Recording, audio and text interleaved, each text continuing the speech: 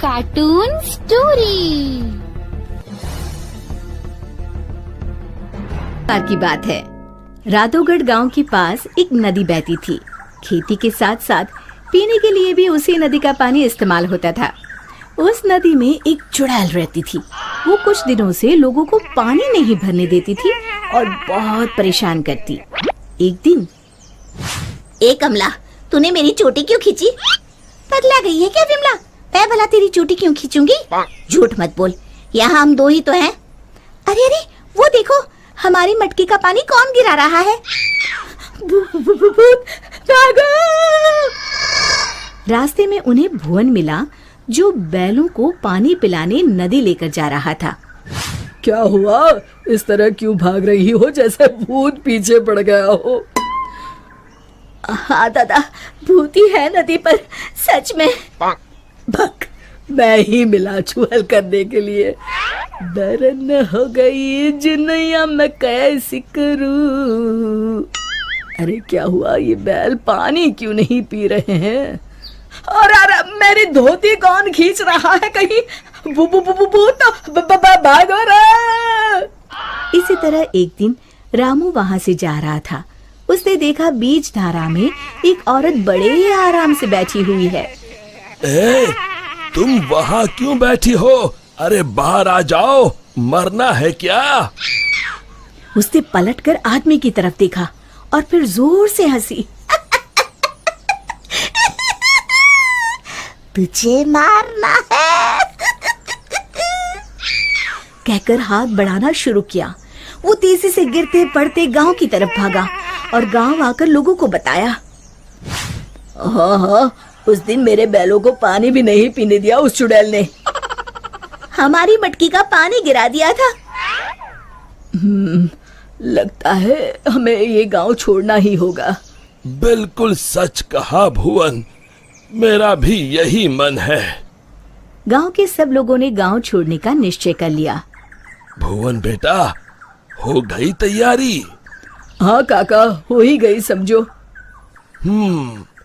मुझे लगता है क्यों ना हम मुखिया जी के पास चले। हाँ, शायद कोई उपाय निकले। काका, मुखिया जी कोई ओझा तो नहीं? मुझे लगता है हमें हनुमान मंदिर के पुजारी के पास चलना चाहिए। बात तो तुम्हारी भी सही है। सारे गांव वाले पुजारी जी के पास गए। कहो, कैसे आना हुआ? हाँ पंडित जी, हम नदी वाली चुड़ैल के आतंक से परेशान हैं। आए दिन उसका आतंक बढ़ता ही जा रहा है। मुझे तो लगता है हम सबको भी गांव छोड़कर भागना पड़ेगा। समस्या तो गंभीर है, पर भगवान दयालु है। अवश्य ही कोई उपाय मिल जाएगा। आप ही बताइए, क्या करना होगा? हमें एक हवन करना होगा।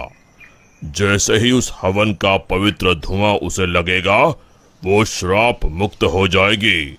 पर चुड़ैल को हवन कुंड तक लाना असंभव है। असंभव में ही संभव छुपा है भुवन।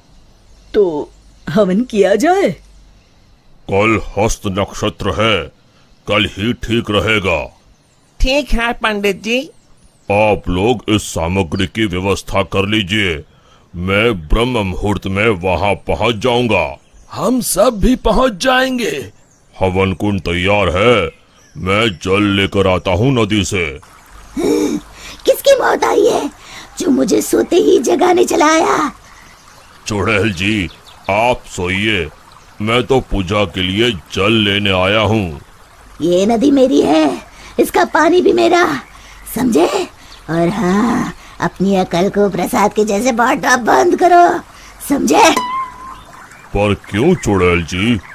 क्योंकि मैंने ऐसे कहा। अब चुप, एकदम चुप।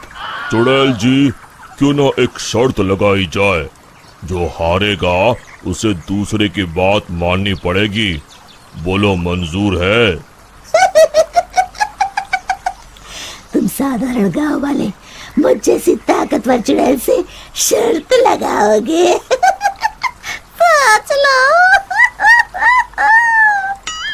चुड़ैल जी, पहले शर्त सुन तो लो। जितना तो मुझे ही है, फिर भी बता ही दो। अभी हम यहाँ नदी पर हवन पूजन कर रहे हैं, आपको उसमें आना होगा। उसके बाद हम सब गांव छोड़कर चले जाएंगे। और नहीं आई तो ऐसे ही रोज तुम्हारी नींद में खलल डालेंगे। ठीक है, पर मेरी एक शर्त है, मुझे कोई मंत्र सुनाई नहीं देना चाहिए। मैं पूजा में भाग नहीं लूंगी। ठीक है चुड़ैल जी, आप बस वहाँ बैठिएगा। चलो। गांव वाले चुड़ैल को देखकर डर गए, पर पुजारी जी ने इशारा किया तो वो शांत होकर बैठ गए। जैसे ही पंडित जी ने आखिरी आहुति आग में डाली और धुआं चुड़ैल की तरफ गया, वो जलने लगी और जोर जोर से चीखने लगी। बचाओ, मैं जल रही हूँ, बचाओ, कोई बचाओ, मैं सबको खा जाऊंगी, किसी को नहीं छोड़ूंगी, बचाओ। धीरे धीरे उसकी आवाज शांत हो गई। सब लोग सोच रहे थे कि चुड़ैल जलकर राख हो जाएगी, पर ये क्या? उस डरावनी चुड़ैल की जगह पर एक खूबसूरत परी खड़ी थी। वो मुस्कुराते हुए बोली, मैं एक परी हूँ। एक शाप के कारण मुझे चुड़ैल बनना पड़ा। आज आपके कारण मैं शाप मुक्त हो गई हूँ। अब मैं परी लोग जाऊंगी। उससे पहले एक वरदान देना चाहती हूँ। मांगो, क्या मांगते हो?